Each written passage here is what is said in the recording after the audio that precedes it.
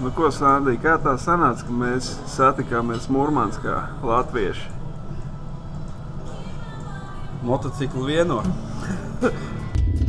Ar Sandiju uzreiz atrodam kopīgu valodu, gan sarunās, gan uz ceļa. Viņš izrādās pieredzējis braucējs, kam nekas nav jāpaskaidro. Spontāni izlēms un atbrauc līdz Murmanskai 2 dienās. Sandijs ir gatavs ar mums kopā doties piedzīvojumos. Šodien dodamies uz 180 km tālo ciemu, Daļņī Zeļenci. Tas ir neliels ciems, kas izvietojies pie Oskara līča, Bareņas jūras krastā. Veidots 30. gados, kad šeit tika atvērta Murmanskas bioloģiskā stacija, kas vēlāk pārtapa par Murmanskas jūras bioloģisko institūtu. 90. gados iestāde pārcēla uz Murmansku. Pēc oficiālajiem datiem šobrīd ciemā dzīvo 52 cilvēku. Lielākā daļa ēka ir pamestas un tās lēnām nojauc bargais ziemeļu klimats. Šī teritorija ir slēgta ārzemniekiem, un, lai tur dotos, ir nepieciešams īpašs atļaujas. Mums to, protams, nav, bet ziemeļu dabas skaistums, kas tajā vietā ir īpaši izteikts, priekš mums ir pārāk liels vilinājums.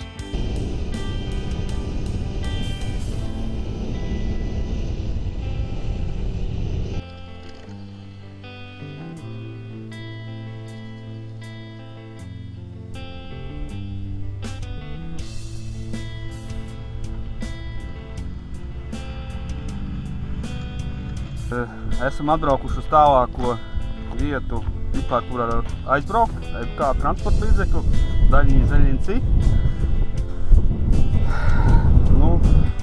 Satikām līdz turies mērķis sasniegts, vārds sakot, un tad mums pievienojās tikko, žēl, ka neuzfilmējām, pievienojās mums vēl Bobiks, robežsargu, kas arī kādu posmu mums nobrauc un pavadīja mūs no turienes projām, jo īstenībā mēs apzināti zinājām, uz kurien mēs braucam.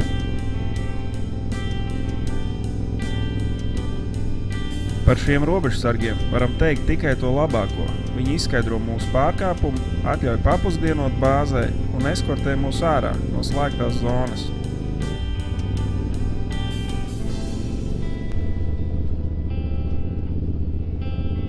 Atpakaļ ceļā šķērsojot vienu no daudzajiem tiltiem, es pieļauju milzīgu kļūdu, kā rezultātā notiek avārija.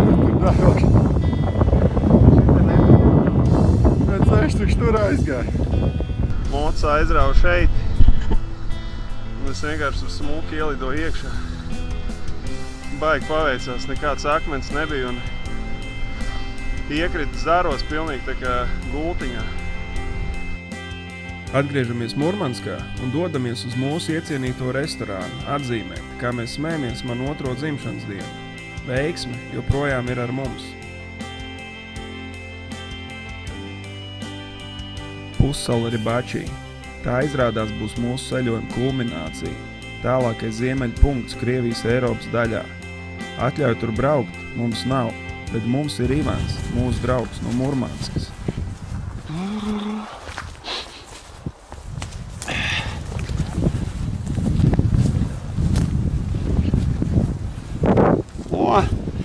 Прощай, бензин. Окей, процесс пошел.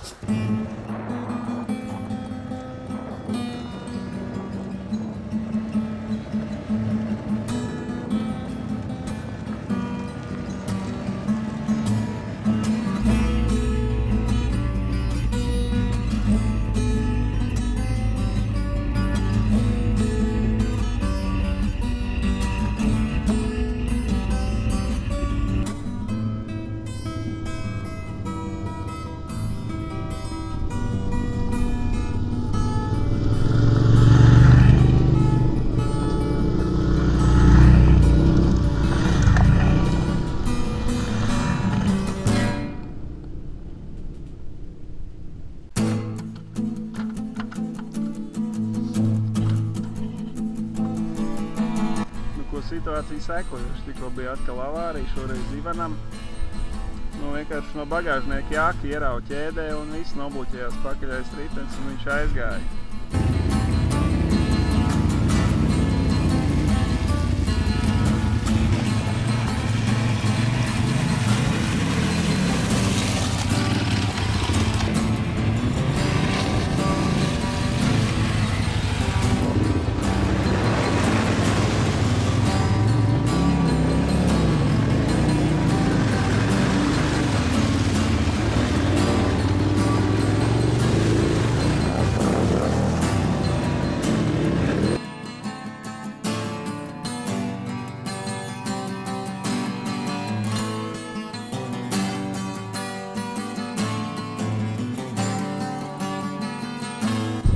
ko, tas arī viss. Uz ziemeļiem. Šeit mēs tālāk mēs netiekam. Viss. Ir sasniegts, ne, čaļi? Mērķis. Šis mērķis radās ceļojuma gaitā caur visām pazīšanām jaunām. Rekur caur šito čali. Not. Visiem čaļiem. Šis čalis ir mūsu komunikators. Tas ir, jā, tas ir. Nu, ko atlicis pēdējais?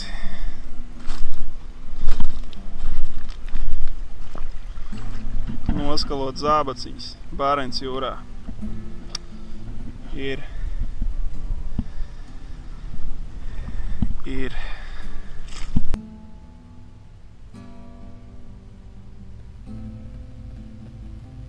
Ar gandarījumu sajūtu sirdīs dodamies Murmanskas virzienā, kur mūsu iecienītais restorāns mūs jau gaida. Jau jūtam alus garšu mutē, bet tad notiek tas, ko sauc par piedzīvojumu.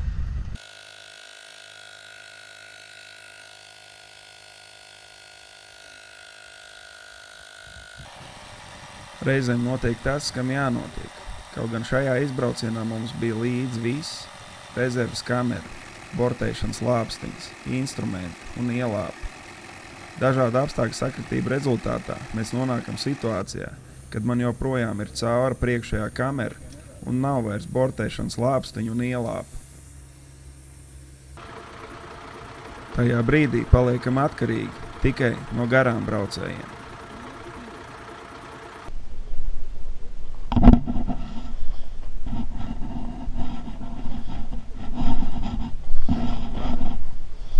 Kas ir kalēji? Pēdējie bakari. Pēdējie melpu silti. Cik stundas mēs tā esam jau? 2, kāds 3, es domāju, nē.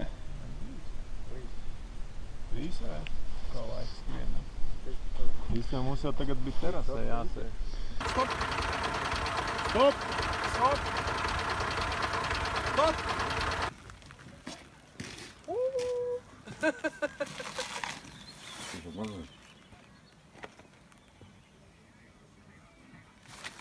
Тихо. Ура! Сколько давления надо положить. Поздравляю! Давай. Я думаю, что мы все рады. Pateicoties vietējiem šoferim, kurš mums veltīja pāris stundas, neskatoties uz to, ka veda filmēšanas grupu, mēs bijām gatavi turpināt ceļu, bet nekas vēl nebija beidzies. Nu ko, pulkstens ir pār pusnaktī, man ir otrā caurā riepa. Un es nezinu, man laikam kāds stundas, 2, 3 šeit ir jāgaida. Tomēr man atradīs pa citu priekšējo rātu. Mēģinājumu salīmēt 5 stundas. Un pabrauc 20 km atkal beidzās. Tā kā nekas cits neatliek. Kā gaidīt. Apguļos sūnās, uzklājos sejas lupatas, lai odu nenoēd, un gaidu 4 stundas. Tas brīdis ir pienācis, ne? Jā, Cik ir 12 stundas pagājuši? kopš 11 stundas? kuru brīdis tu domā? Ko pus 5 no rīta varam startēt tālāk. Fantastika, ne? Ja varētu to parādīt visu šos dabas skats. Puto visu. Tad, jā. Kaut kā 900, jā? Nobraukt. 900. Cik vēl jābrauc? 5. Ap šito brīdi sākam ticēt. Katru rītu pamostas ar liekas, ka rokas ir kā koalas, tas nozīmē, ka tu esi dzīves. Tu esi baudījis. 2 stundas ir pavadījis. Tā jau! Tas varbūt tas pirmais latvietis, kas visu robežu šķērso, nevis braucot, bet kļūcot ar motociklu. Kā tu pats vakar teici, ziemeļi pievelk. Tieši un tā. viņi vēl vairāk sāk pievilkt.